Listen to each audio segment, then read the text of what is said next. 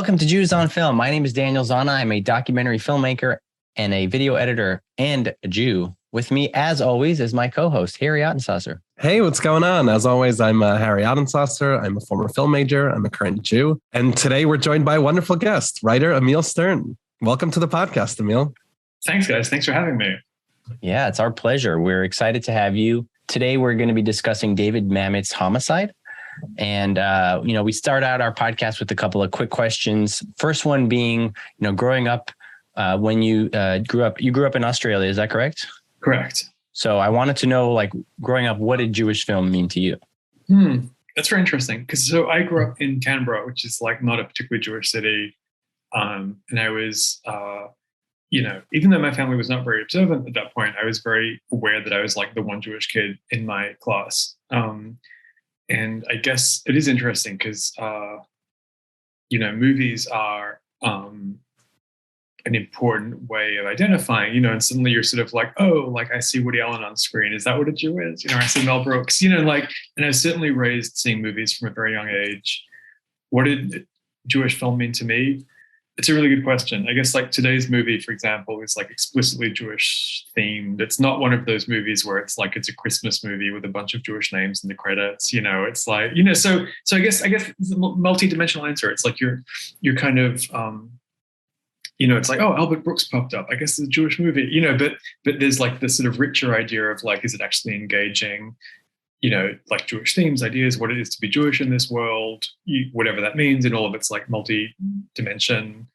And, I guess I really do like the movie we're going to talk about today because it's almost theologically Jewish, it's almost it's existentially Jewish. But I guess my short answer is sort of I feel to actually be a Jewish movie, it really sort of has to deal with either the lived experience of being Jewish, you could say The Graduate's a Jewish movie, or you could say, or it has to deal with some kind of ethical or moral conundrum that everyone faces, but through a Jewish lens. It's interesting that you said this Christmas movie that has a bunch of Jewish names in the title. This is kind of the opposite, where it's a Jewish movie with not a single Jewish name in mostly not a Jewish cast at all.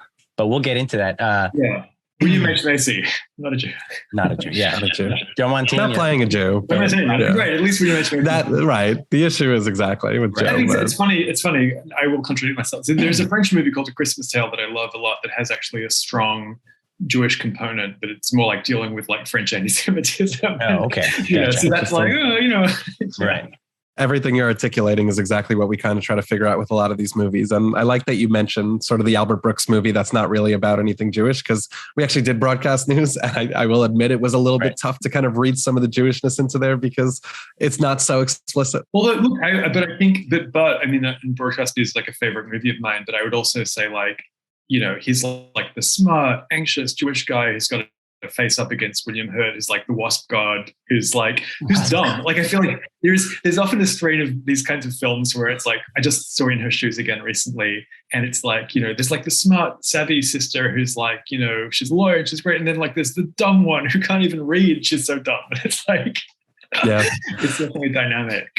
Yeah, and I think the coded Jewishness is absolutely there. We spoke about it in that episode. But it also is nice when we encounter, a movie like Homicide, where it's just so explicit and so ingrained. Totally. And, you mentioned thematically and existentially, absolutely. But even just, and we'll touch on this as we go through the movie, but even just the content and just, it's so present. And I'll use that to transition into the second question we had for you, which was, why did you choose this film? Of all the sort of Jewish film that you could have come to us with, what is it about Homicide? You guys were what movie would you like to discuss? And I thought I would like to do something that's explicitly saturated in these kinds of questions. Right. And I remember, I saw this movie at the theater, I think I was a teenager, and I saw it at the movies, and I had no idea what to make of it because it's very different from, and it's that's a young age to see this movie. Wow. Yeah. And it's and I was in Australia, and you could talk about varieties of being Jewish, varieties of anti-Semitism, also very different, so this is kind of set mostly in a working class kind of, or blue collar, I guess, police milieu, and then, so what I'm saying is on the one hand, there was a lot that was very foreign to me, but on the other hand, there was a lot that I found totally mesmerizing. One of those things is David Mamet's dialogue, and the kind of hypnotic world that you get absorbed into. But one of those things is also it's about Jewishness, and it's a pretty dark movie. And it's funny because David Mamet's one of the more publicly observant or committed kind of Jews out there. and yet you feel like a lot of his takeaways in this film are like incredibly dark. And it's like, you know, to be Jewish is to sort of be in this rabbit hole of always like trying to find where you belong or like what life means. And I think that's true, you know, but I think it's like a very like honest movie in that sense, you know. So it kept coming back to me while I was just like, what's the best movie to discuss, you know? And it's a movie a lot of people kind of like really, really love. Like it's in the Criterion Collection, but it's also a movie a lot of people haven't like heard of, you know, because it sort of occupies this like niche kind of popularity. So I think for all those reasons, you know, and I think also it has a strong element of like, well, what would I do in that situation? Right. Which I think is pretty interesting. So even in my like teenage brain, it's a movie that I've come back to over the years. It's like, it has that strong kind of like, what would you do vibe, which I think is like important for movies. Yeah, definitely. I mean, I think he finds himself in a bit of a moral quandary a few times throughout the course of the film. You know, I have this Age of Innocence poster behind me here, which is like a favorite film. And it's about, you know, it's definitely a very WASP milieu, but it's about people caught in like social mores and like, how do they, so it's like, okay, you know, you can certainly relate to any kind of movie, explicitly Jewish or not, and say like, oh, it's got Jewish themes or it's got like Jewish ideas, you know. Right. But yeah, but like Homicide, it's on its sleeve, you know. Yeah, and it's interesting. I'm familiar with David Mamet because of Glengarry Glen Ross. I think that was probably like the only Mamet film I had seen up to that point, but it's been years since I saw that film. And so kind of like diving back into it, it very much felt like a play in some regards, because he's also a playwright. So the actors are great in it, you know, like Joe Mantegna, William H. Macy. I think there's some stuff I was thinking about, which is like, you know, maybe when you think about Jewish movies, you think of comedies a lot, you know? Yes, people often do, yeah.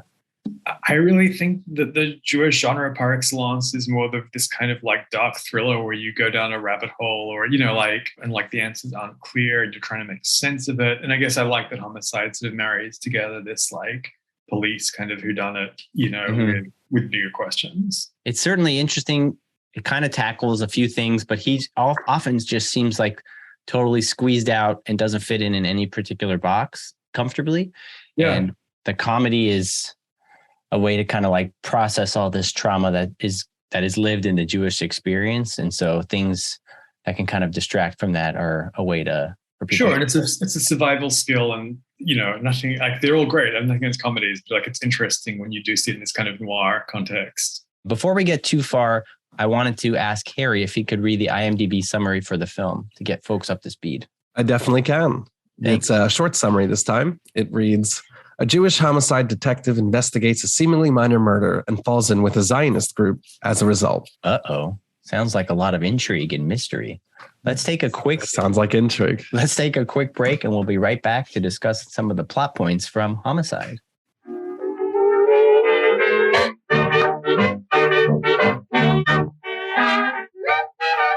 Welcome back to Jews on Film. Daniel, why don't you get us started on going through the summary of Homicide? Sure, my pleasure.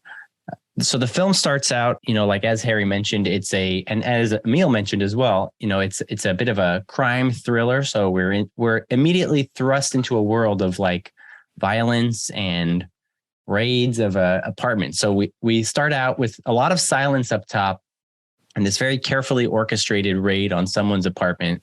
I don't think there's any dialogue for at least the first couple of minutes where you see all these agents, you know, putting plastic explosives on the door and doing all sorts of very exaggerated hand signals about getting in and that.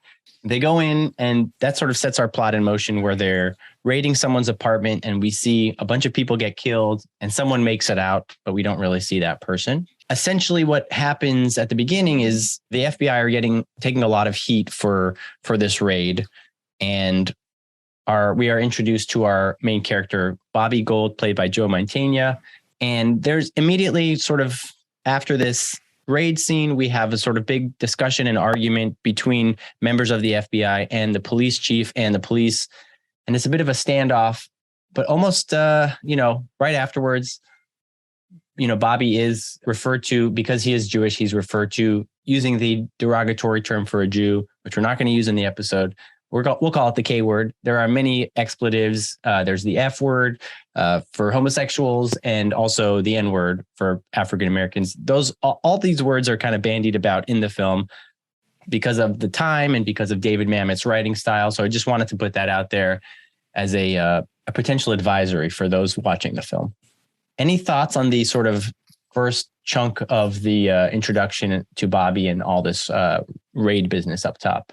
I would just say, like, so Bobby Gould is like a kind of alter ego for David Mamet, and that name recurs in a lot of his plays.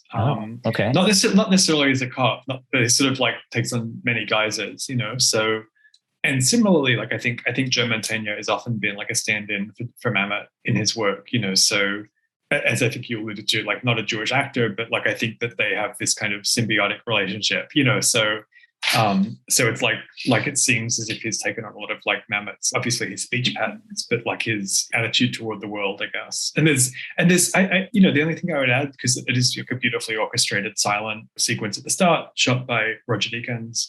Like Bobby Gould doesn't want to really engage, right? He doesn't like, he gets handed this other case he doesn't want, you know. Sure. He's like, he tells a character, I was never here.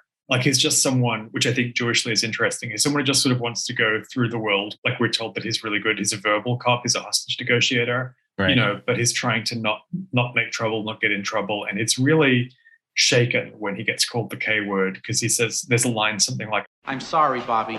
I got a call downtown. The Jewish guys, they got this clout. The doctor wants you. You were there. You're his people. You're on the case. I'm his people? I thought I was your people, Lou. I come up with the idea, trap the guy in. Lou, I come up with the brother. Hey. I'm sorry, Bobby. Lou, I'm in it from the get. I'm sorry. About the procedurals, go ahead and clear them off your desk. You're sorry? What am I, fucking jumpy bean? I'm sorry. What, I'm your backup girl? I'm trying to follow orders, Lou, and I'm getting whiplash. Why don't you just send me to the airport? What did I do to you? It's nothing personal, Bobby. What I'm saying, Lou, perhaps it should be. The kid just gave up his brother. And that's the movie in a nutshell. In pursuit of this person who has escaped our raid up top, we are also, you know, William H. Macy, his partner, they too are in pursuit and they're pursuing a lead that will help them catch the suspect that ran away. They stumble upon a crime scene where an elderly Jewish woman was gunned down in her store. They sold knickknacks and things like that, sort of like a drugstore or something like that. And it's very clear that she's a Jewish woman because Bobby Gould picks up her necklace and sees that it's like a Star of David. You know, she has a gun in a cigar box that he's reaching to. Because of the fact that he's stumbled upon there and because of the fact that he's Jewish, he then gets assigned to the case because the family of the deceased pulls some strings and manages to get him as the lead on this case. Harry, I haven't heard from you for a while. Let me have you chime in. Yeah, sure. I mean, I'll start at the top, you know, from the beginning of the movie, because one of the things that surprised me at the top was because, you know, you mentioned that very silent scene to open the film. And I'm not so familiar with David Mamet's film, but, you know, a lot of the stuff that I had read about them is that he's very good with dialogue and he's very wordy. And I think just seeing it open up so silently, and I think it comes from a place of, you know, a command over when things should be said, when things shouldn't be. And that's so clearly evident in that scene. But I did think that was a funny first impression. But you know, I also want to talk about, because like the words, his writing is very important. And you gave that warning at the top about, you know, the use of the K word and the use of some of other very harsh derogatory words. And I don't think that's just sort of like incidental and just, you know, a sign of the times and how people spoke. That to me really drives a lot of the major conflict and just sort of character work in the movie, because obviously it sets up this whole investigation that Bobby starts doing, that drives some of the sort of, you know, inward focus of Bobby throughout the rest of the film. That's his first sort of, a lot of this movie is about him reckoning with his identity as a Jew and what that means and what that represents. And part of that is, you know, facing real hatred and facing anti-Semitism, the way that it sort of manifests. And that forced him, and we'll see this throughout the rest of the film, to kind of engage with the hatred that's kind of spewed towards, you know, and the victimization that's sort of leveled at Jewish people. But I think that also is something that's experienced by many different people, and the way that those derogatory words are carried throughout the film, and the way that they're lashed out at other people, because a lot of our cops say them, a lot of other characters in the movie kind of use them very aggressively. And, you know, a little teaser, and I'll reference this again towards the end of the film, the way that, you know, one of our main characters ends up leveling that word. It shows just like the viciousness of these words and the hatred and the kind of the victimhood that I think all of these characters experience in their own way, and how that kind of manifests their work as, you know, a lot of them as, you know, investigators, policemen, but also just, going about their daily lives. And I don't want to step too much on what I'll cover throughout the rest of the film, but the use of language, the sort of Mamet's use of language immediately became clear how important it was. And I just wanted to point out that the use of derogatory terms is it's very explicit, very intentional, and very, I think, weighty. Totally, very hurtful. And it, like, for Bobby Gould, it has no question giant sense of betrayal of, like, and in general, I think he's got this fantastic, it's a great performance, but I think it's obviously supported by the writing. This is like he's perplexed a lot of the movie, like he gets lunged at by a suspect at the police station. He's like, "Are you okay, Bobby?" "No, I'm fine, Lou." "Somebody get him a drink of water." I got it. "The fuck is wrong with you, man? What'd I ever do to you? Huh? The fuck did I ever do to you? You stupid son of a bitch." I'm sorry. "You tore my holster and I got work to do. What the fuck did I ever do to you?" Nothing. "And I stood up for you, didn't I?" Yes, you did. Thank you for your help. Uh-huh. Perhaps someday I could help you. Now, how can you help me? Perhaps someday I could tell you the nature of evil. It's a very gentle kind of response, and he not gets it right, unexpected response for sure. Yeah. And the scene you're talking about, there's a criminal who's brought in who's killed his entire family with a hunting rifle, and then he lashes out at Bobby Gould, trying to grab his service pistol from his holster. He ends up ripping his holster, which becomes sort of a plot device later in the film. And yeah, he keeps asking him, "Why would you do that? Why would you do that?" And he also strikes him in the head, and he has this injury the rest of the film. I'm sure there's some significance to this sort of mark that he carries with him. But yeah, as Bobby sort of gets deeper and deeper into this case, he's introduced to the son of the granny that was passed away, and then the daughter. So 2 generations of this Jewish family. He gets called in, he goes to their house, and he starts investigating what's going on. Initially, he first is introduced to them and does it a bit reluctantly.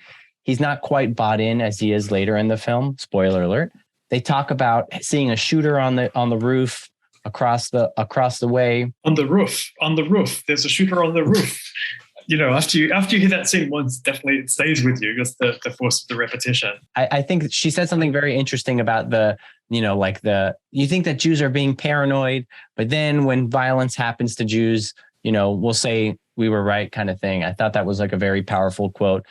I like that the film not only uses English and uses like cop language, but also like Yiddish and then fairly accurate Hebrew, which I appreciated. We discover that Bobby can't. Well, again, I'll talk about the reading later, but go ahead. Exactly. I do think it's worth pausing a little bit here just to unpack, this family, because, sure. First of all, and we kind of glossed over the whole crime scene, when he goes to that, when he goes to see, this woman obviously was shot and killed. And, there's just so much Jewishness layered into that scene. I mean, it's funny because when I saw that it was called Klein's, right? It's like this candy shop called like Klein's. And I think my, Jewish lens that I've taken to watching these movies for this podcast was like, could that be someone who's Jewish? But then you just see, I mean, he makes a point of like pointing out the sort of Jewish star, the Magen David necklace that she was wearing. And that obviously comes back up later. But, even just the way that crime scene is kind of dealt with, you have these characters talking about like he's trying, Bobby's trying to get a sense of what's going on here because this wasn't his case. He just happened to pass it, but he was just like, why are, what's the situation here? And you hear a lot of kids kind of surrounding them, just talking about how, it was probably over money. There was apparently a fortune in her basement, like a hidden fortune. And that's kind of why, she was attacked. By the way, but I think what's great about those scenes is it's not probably, they're all like, she had a fortune in her basement. Everyone knows she had a fortune in her basement, and I think that's part of this.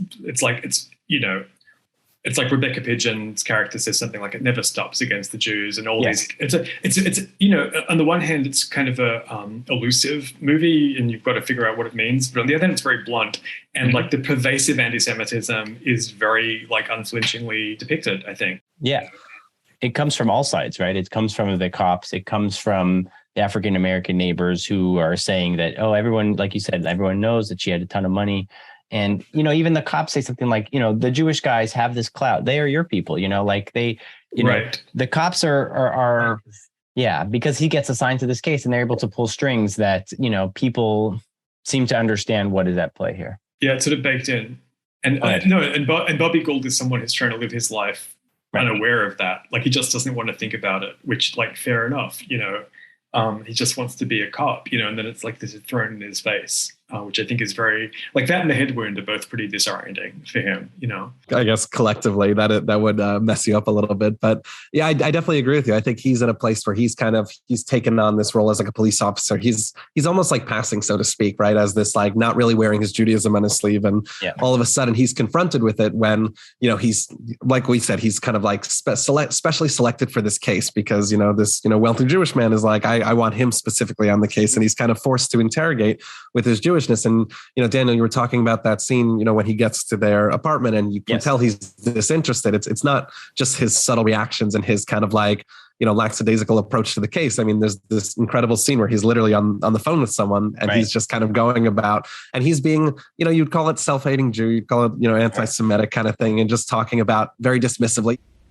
I would have been there. I'm stuck here with my Jews. You should see this fucking room. No, fucking bullshit. Bunch of high-strung fucking bullshit. They pay so much taxes. Fuck them. Yo! She did? Fan-fucking-tastic. What? Oh, some bullshit. Somebody's taking shots at him. Hey, fuck them. Don't tell me. Don't send the old lady work down there and tell me how you're so surprised. Fuck them and the taxes they pay. You tell me, 10 more bucks a week they're making letting her work down there? Hey, not my people, baby. Fuck them. There's so much anti-Semitism last 4,000 years, we must be doing something to bring it about. I'll see you at the house half an hour. You hear that he's speaking the language of kind of the other cops who were similar, saying like, we have this huge drug bust case going on, you know, the initial case that the film introduced us to. Why are you wasting your time on this just sort of Jewish thing over here? Mm-hmm. And he feels, you know, similarly that he doesn't really care about it. But his first kind of real confrontation from other Jews comes from, I think it's one of the granddaughters is sitting in the room with him as he's on the phone. And as he's on the phone, and it's this great filmmaking where we don't see her until the camera kind of just pans around. And it's like she's been sitting there the whole time. And she's the first one to really confront him and say, do you hate yourself that much? You belong nowhere. She realizes and recognizes that, like, he's kind of trying to play both sides. And I think one thing that's kind of set up in the film at this point is that there's two parallel cases going on. We have the pursuit of this suspect who has fled at the beginning, which Bobby Gold is very much interested in resolving. And that's his partner, William H. Macy's case as well. And so he kind of wants to pursue that as they used to do in the good old days, where they would capture the suspect, drink their bottle of wine, and be celebrated by the entire police department. But then there's also this Jewish person case that he is forced to work on to the exclusion of the other. And so that sort of sets up this tension for him where it's like, do I fit in with this case or that case? And as the film progresses, the stakes increasingly get higher, where he's required to be at this place at this time, and he needs to help this family figure out if there's a shooter. So there's a lot of tension going on here, and you know, the heat kind of gets turned up as we progress into the film. There's so much to talk about in this movie, but it's like the dialogue is very important. But like, you know, when we're talking about the opening, I think, you know, Mamet really is interested in people at work, men at work mostly, like Glengarry Glen Ross, like you're saying, Daniel. And it's like, you know, like nothing is more important than being like a professional. You know, at least that's what Bobby Gould thinks at the start. You know, like, you do your work, like the police work. That's what this calls for. You know, there's that dialogue in the car with William H. Macy. And then I guess it's like the whole movie is like actually being good at your job, just like keeping your head down. It's not enough. You know, there are these mysterious forces, whether they're real or not. And that's what the movie is also about. It's like, how far down this rabbit hole do you go? Right. Like, what do you do with this knowledge now that you're like, oh, I don't belong anywhere? Do you start seeing clues everywhere, or do you just sort of ignore it? What do you do?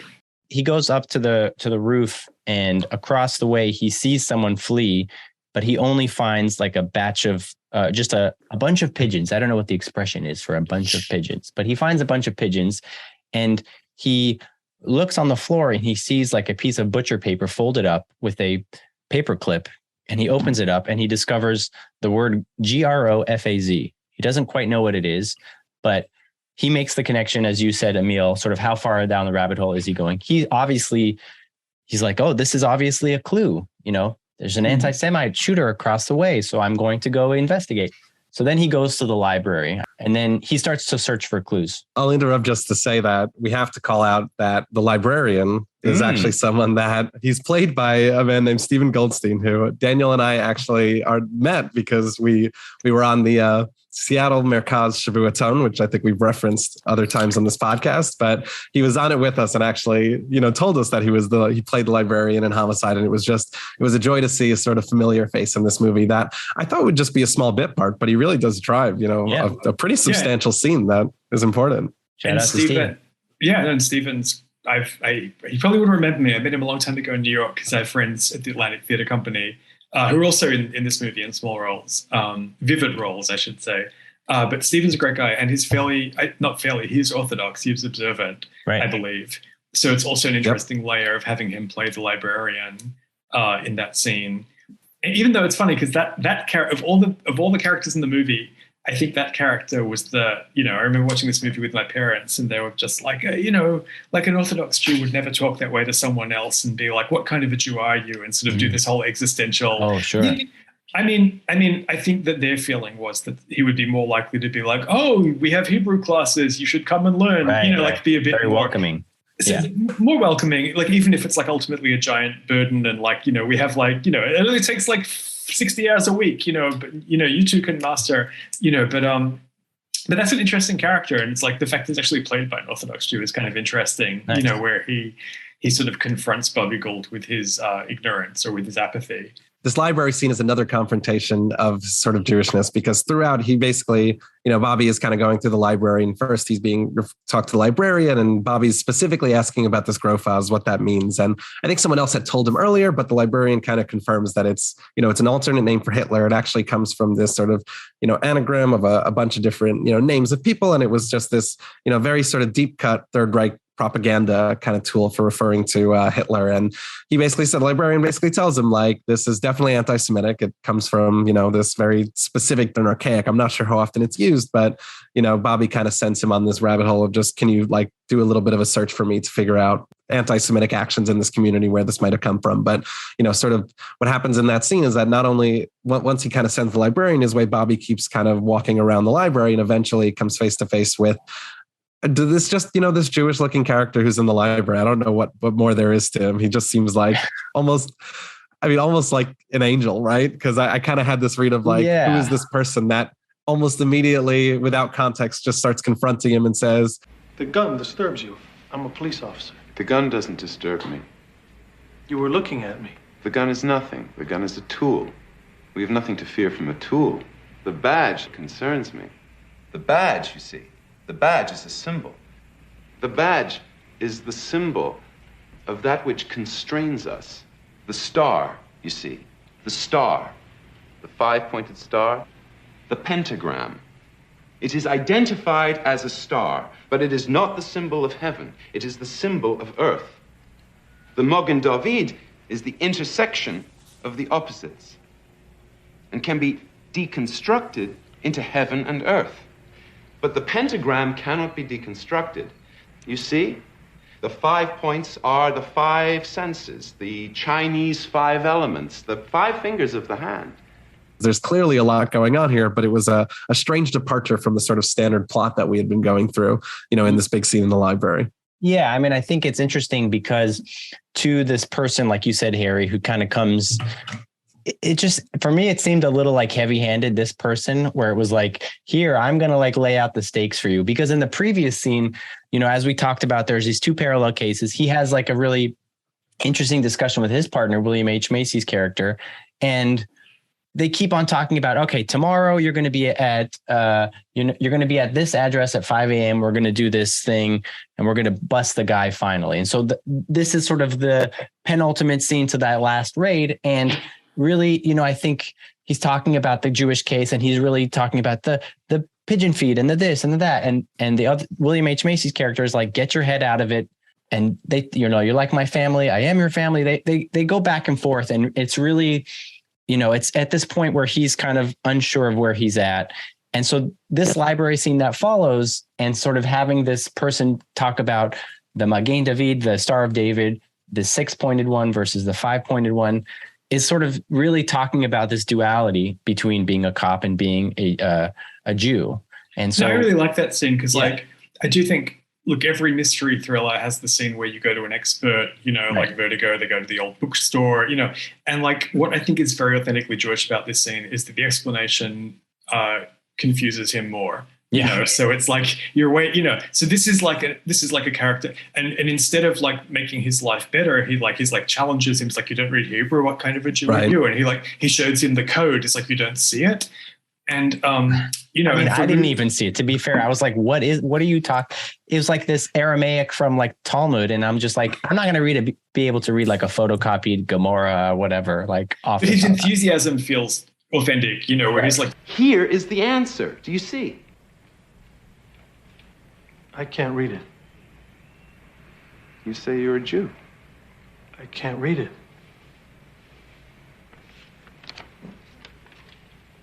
You say you're a Jew, and you can't read Hebrew.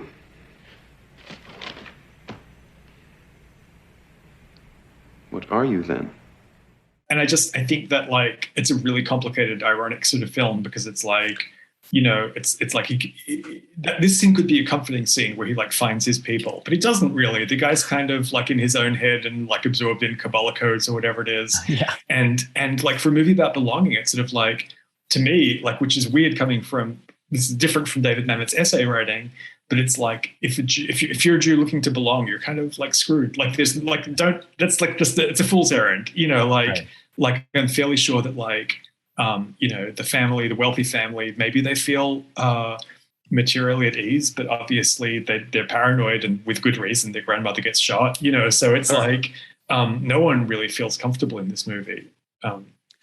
Yeah, I totally agree with you. I think what's so interesting is, first of all, that scene, like you said, he goes and he leaves more confused than he came. And that reminded me of our discussion on A Serious Man, right? Where it's the progressive meeting with the different rabbis that it's just intentionally cryptic and just leaves you with more questions. But what's really interesting about this scene is that, what he actually shows him the text it's from the story of Esther, right? The Book of Esther. He says, and he even and he tries to explain it. This guy, he says like, Hester Punim, which is, where the name is derived from. And it's this concept of the sort of hidden face of God and like not having clarity in terms of God's presence. And, just for those listening in, like, one of the big themes of the Megillah of Esther is that unlike, other Jewish texts, God is really not explicitly present there. He's kind of below the surfaces, but you kind of have to search for it. And it's ironic because it's like, don't you see it? It's so clearly, it's right here, when it's like, he's pointing to the text where it's the least clear, God's involvement, but it's also just in his search. I think it's intentionally a very cryptic, like, God is like right here, if you know how to look and if you're actually like opening your eyes to it, but it's not quite the proof that I think this guy is intending it to be. And that just, like we're saying, it just adds to all the confusion walking out of that scene. You can't tell if he feels more in touch with his Jewishness or not. But it's also interesting, like I think the character's smoking in that scene, right? He's this very like nervy kind of librarian, like he's very like intense. But, sometimes as an exercise, I think about like what characters are like when they go home after the scene, right? Mm-hmm. And you picture that librarian being very content, he's going to go home, open another book, drink black coffee, smoke a cigarette, and like, and in a sense, he has a measure of contentment of all the characters in this film, but he's completely in his head in this weird, mystical other place. He's not living in Baltimore like the other characters are. I thought he was going to go to his like shed in the backyard with the strings and like connect more things and draw more circles, but probably, but be very happy. And like, and like, so I think it's like Mamet is showing us all these different ways of living as like Jewishly in the world, and one of them is like to feel like you've got all the answers, but you're totally incomprehensible to anyone else on the planet. That's like one possibility. And then there's like you could be the conflicted cop, or then one is like you can be the sort of like admittedly wealthy family who nonetheless have become a target for anti-Semites. So I think so. After Bobby sort of chats with these librarians at the library, he is directed to a specific aisle in the stacks and is putting a book back. And then he overhears a conversation where they talk about certain evidence about Grofaz, which he was requesting, was being sent to 212. And so he's this is going to take Bobby on another sort of different rabbit hole, but now he's kind of like firmly in the Jewish case more so than the other one. That one sort of becomes background for now. And he looks at some paperwork and he discovers that 212 is the name of it's an address he finds on a piece of paper. He gets an address. He goes to this place late at night. It's a locked up, abandoned building. He asks around for the folks who are, walking their dog, what's 212? What is this place? What's going on here? And he discovers that there's a bunch of old Jews in there who are helping run guns and helping to assist in the state of Israel. And he he sees a face from the Jewish family at this new location, and he gets a nice sort of conversation with someone who really sort of puts on the Jewish guilt. They want him to, he discovers, we forgot to mention, I forgot. Let's pause for a second in terms of this story, that during visiting this family at their house while looking for this mysterious shooter, he does see a picture of the suspect, the old grandma who was killed in the house. He does see a picture that falls out behind. We also forgot to talk about the list as well. There's two things. There's two pieces of evidence. There was a picture of the granny with some Tommy guns, and there accompanying this picture was a list that Gold found in the basement of in the Tommy gun crate of people to whom these guns were smuggled. So let's flash forward now to where these bunch of old Jews are talking to Bobby Gold and laying on that heavy Jewish guilt. Essentially, they want him to steal back that list because that incriminates the people on the list for doing these crimes. And so they want him to steal the list back, and he feels torn as a Jew and a cop, and he's not quite sure where to go from here. And I'll just connect it. There's another Mamet movie that's great called House of Games, Mm-hmm. also Joe Mantegna and Stephen Goldstein, and it's about like a con artist and a psychiatrist basically, and it's like another movie where just nothing is as it seems, and just keep going down this rabbit hole. Like this movie, you could argue feels more consequential because it's also about Zionist politics and Jews. Right. Like it's got maybe bigger themes on its mind. Mm-hmm. I don't know. How did you guys feel about it? Like, it's such an interesting, like I assume David Mamet is a Zionist, so it's a very interesting depiction of this like shadowy cabal, Yeah. It felt sort of Elders of Zion a little bit, Yeah, it definitely felt like a sort of Jewish mafia, like this like real intense, like packing heat, like with these Zionist goals, but like running through the shadows. And it plays really well, I think, after, and just there's like a little bit of a later scene when he like, he kind of leaves this meeting and he goes to like a diner with this woman. And that's when he's kind of like, he doesn't want to give up the names because he still feels his allegiance to the police. And he says, this is in evidence. I represent this badge, right? He's clearly still of this sort of dual, like this, dual belonging basically. And he talks to this woman and he says like, what else can I do? And one of the things he talks about is just feeling like, people used to call him the P word, right? They said that he was like, they should have sent like a woman basically derogatorily to do these like police work because, he's just this sort of meek, very quiet Jew. And that's why they because he talks. He's a talker, right? And that's why they put him on exactly sort of like de-escalating, situations, hostage talks. That's kind of what he's been assigned because they view him as this very meek Jew. And I think, that kind of depiction and that sort of the way that he saw himself and the way that I guess he saw his Jewishness, right? When you put it in contrast with this, this organization with this very tough running guns, this cabal, this like right before he even gets there, they threaten to shoot him. Like it's a very clearly strong organization. It's just, for him, I think it's a reframing of what he thinks of his Jewishness. To him, his Jewishness was something to be suppressed in favor of, a more tougher lifestyle as a police officer. And all of a sudden he's seeing this, alternate sort of governing body, so to speak, this policing system that's just that's made up of Jews that are proud of their Jewishness and that are very tough in their Jewishness. And that's what's kind of pulling it. So to me, they came in such stark contrast to what his expected Jewish idea was. And there's a glamour to it as well, right? Like I feel like the casting, the way it's shot, like there is an allure to like, join this group, do something meaningful. And like, obviously there's a very strong idea of like the brotherhood of cops in this movie. Sure. And like he's right. Someone who wants to be affiliated, he wants to be part of an organization that does good work, and right. Sort of shifts his allegiance. It is funny though, talking about masculinity, it's like, is William H. Macy really more, manly than Joe Mantegna? It's questionable. Yeah. Like, but he's a good guy. He's a great character and he's like a solid guy in this movie, and they have a real partnership. It's funny because like my association with William H. Macy is sort of the Paul Thomas Anderson version of him, where he's sort of this meek guy. And here in this film, he's like constantly swearing, constantly packing a shotgun, just totally taking charge of the situation. And whenever they discuss the two respective cases, the Jewish case and the sort of drug case, he just is like, forget it. Don't worry about it. Like focus on this case.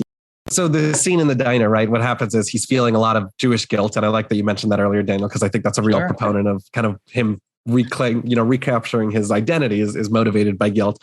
And because he won't give up the numbers, he says, what can I do? And they end up sending, this organization ends up sending him into this building, which we find out he investigates it. And it's full of this sort of Nazi paraphernalia and this clearly very anti-Semitic hub.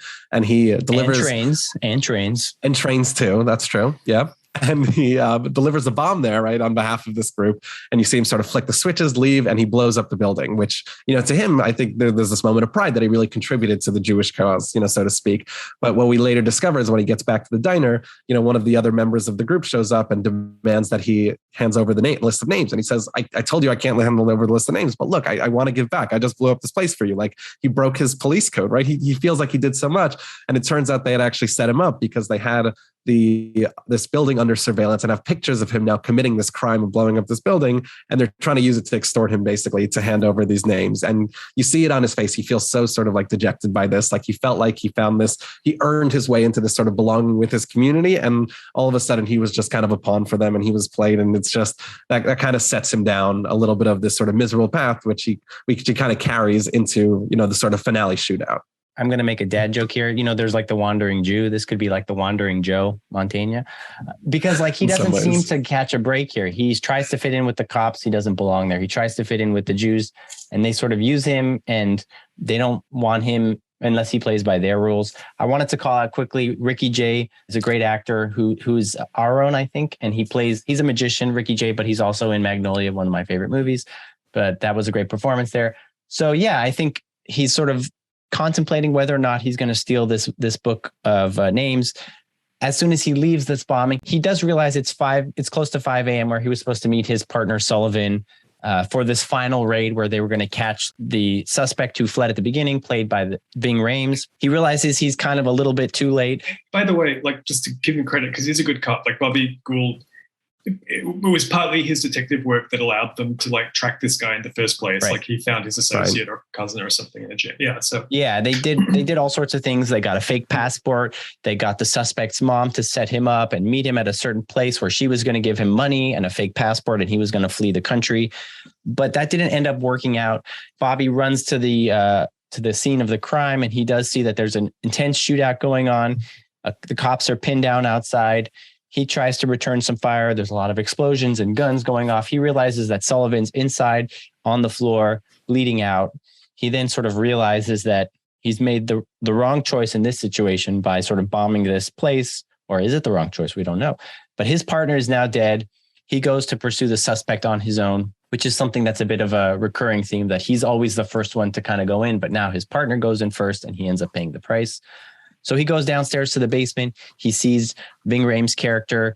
They have a large discussion, semi-large discussion about their motives, sort of this last scene. And, I thought this was the end of Gold because he was shot a few times by Ving Rhames. Miraculously, he survives. He ends up talking to him long enough that the other backup can come and kill Ving Rhames' character. And then we see Gold in the following scene kind of march back into the police station, hobbling in.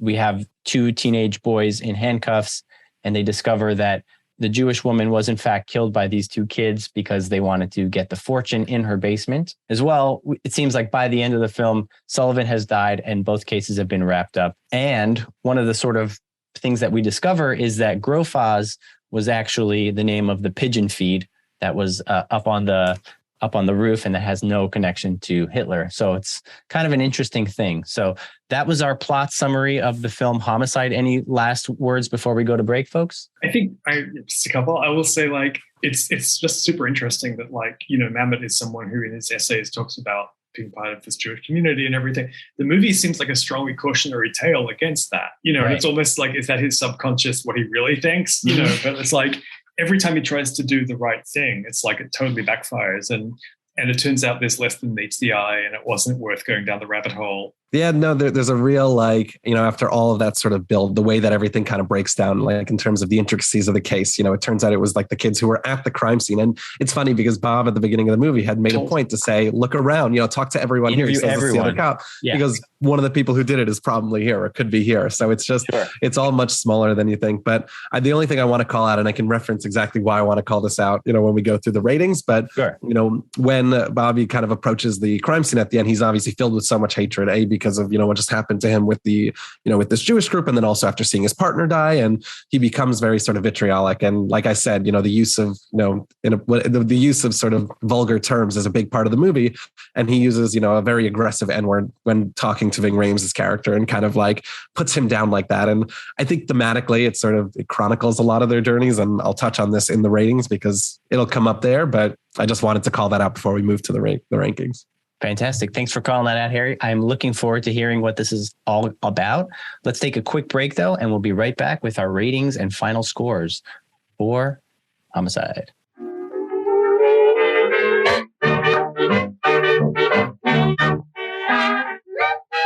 Welcome back to Jews on Film. We are here with writer Emil Stern. Emil, how's it going? Good, thanks. It's always fun talking about, mysteries of David Mamet's Homicide. Totally. So now we're going to discuss the film and kind of give it a rating from 1 to 5 Jewish stars based on things like cast and crew, content, like story, plot, things like that, and then also Jewish themes. Emil, you're our guest. Would you like to go first? Yes, I'd love to. So cast and crew, obviously, gets double points because David Mamet wrote and directed it. Cast, however, Joe Mantegna, not a Jew, but I'm very agnostic on whether, this whole debate about, can only Jews play Jews? So yeah. I think there can be an element of authenticity, like Stephen Goldstein, obviously, the fact that he knows his stuff sure, probably came through in that scene. Having said that, I don't know, it's probably not it's not the way he feels personally. There's always going to be a gap between character. And so I'm all for the quality of performance allowing for that to happen. So I'm going to be lenient on the cast and crew question. Content, I don't think there are that many more Jewishly explicit movies out there other than maybe Serious Man. You'd probably have to go back to the 40s to Body and Soul or something like that. I think, as we said before, Homicide is an existentially Jewish movie. It's about where do you belong? Should you try and belong? Is it an impossible task? Ultimately, it sort of implies that Jewish belonging is a mystery and you should just forget about it. Go about your daily life, ignore it. Yeah, thematically, I think it's an extremely Jewish movie. So I'm going to give this 5 out of 5 Jewish stars. You could subtract one for William H. Macy, who automatically brings the Jewishness of anything down. But Rebecca he's also Pigeon, not playing a Jew in this film. He's not playing a Jew. Rebecca Pigeon is Jewish, who plays the granddaughter. So it's it's not all Italians. There's a melange. It often is, but there's a mix. And I will also say it's kind of interesting because I think it's an index of when the movie was made that kind of language is considered authentic and real and harsh. And it's not just for shock value; it plays a real role in this film.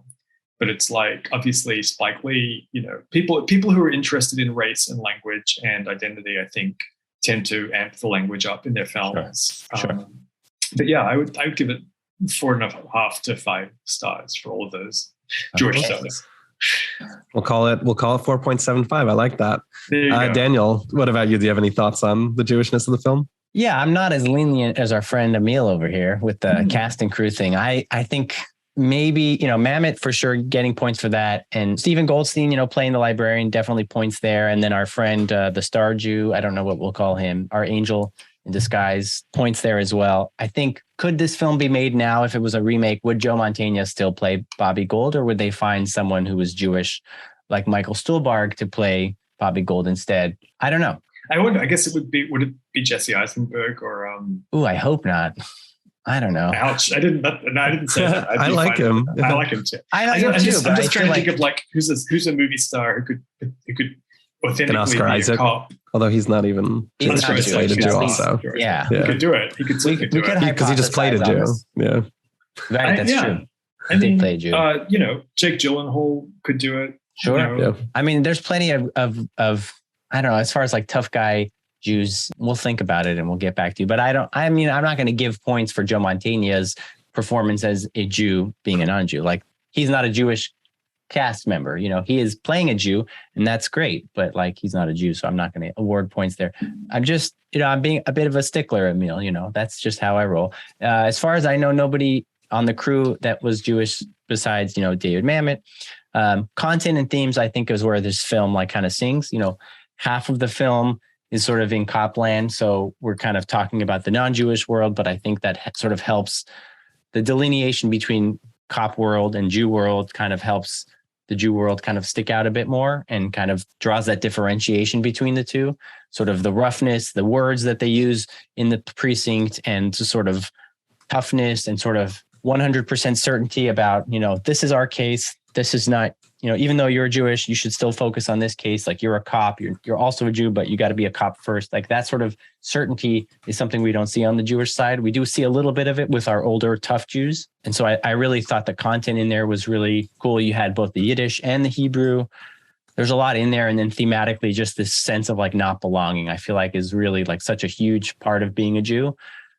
Whether you're old or young, and wherever you are, I think there's always a sense of like, even within the Jewish old world, man, right? woman, none of us belong anywhere. Right, So exactly. I mean, I feel like as a Jew, sometimes people, they grow up in a certain area, but it's not until maybe later in life for some people that you find your Jews and find your people. So for that reason, I'll probably say, yeah, somewhere in like the 4.5 stars.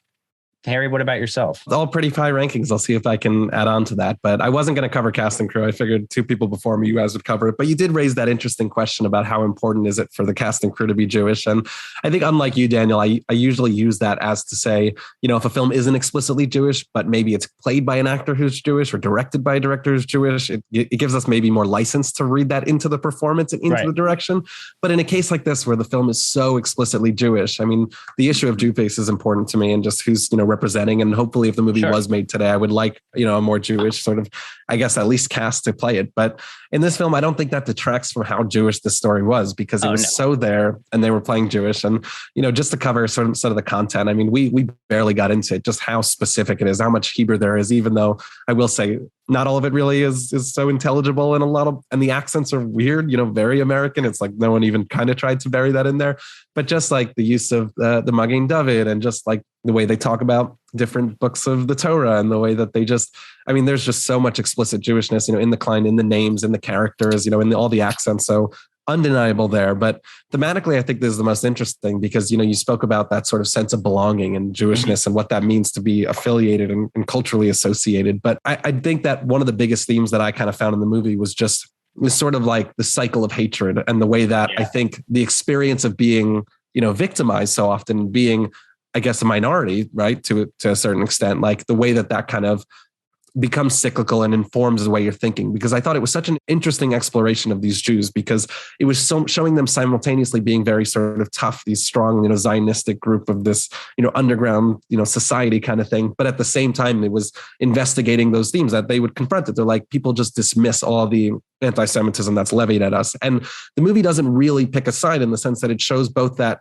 there's a lot of truth to the anti-Semitism that they experience, but it also undercuts it a little bit at the end, where it says, well, we thought that they were referring to Hitler, but actually it was just this sort of pigeon pen. And it shows how that mentality is very much justified. It's born out of the experience of being victimized for so long, and of being this sort of Jews that have been oppressed for so long and so recently experienced the Holocaust, especially when this movie was coming out. But at the same time, it shows how that kind of manifests in terms of this victimized mentality, and the way that shapes your perception of what you experience. And I mentioned this at the end of the summary, when he ultimately regurgitates some of that kind of victimhood into hatred of his own, right? He sees, Bobby sees his partner get killed, and he ends up using, language. He was so insulted at the beginning of the film to be referred to by the K word.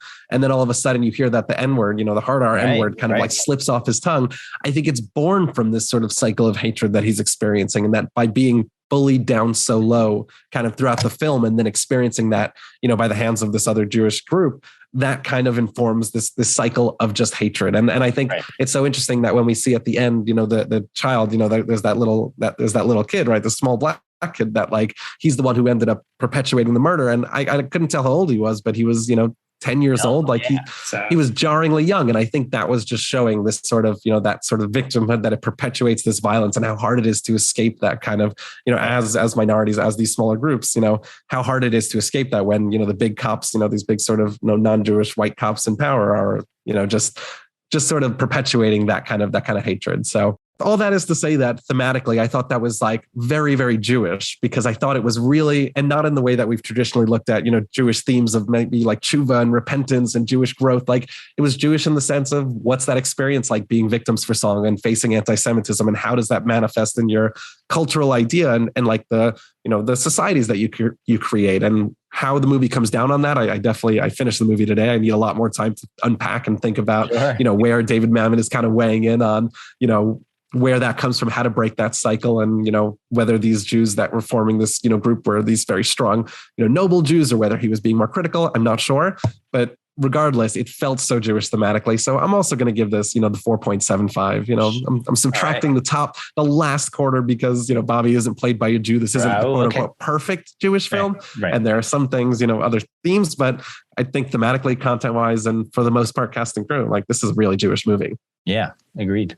Joe Mantegna will come to your house, and you guys can talk that through, talk about like conversion or something.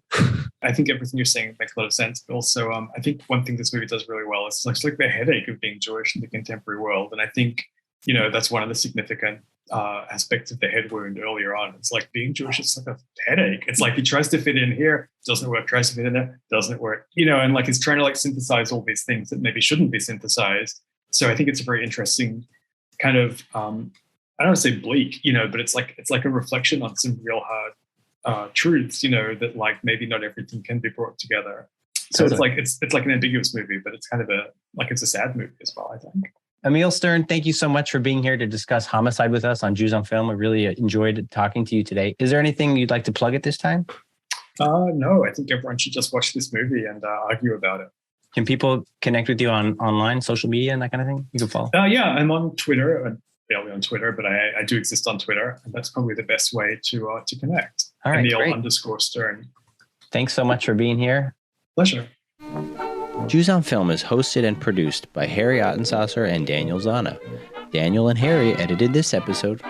Make sure to follow us on Instagram @JewsOnFilm and subscribe to our podcast to get new episodes. Thanks for listening.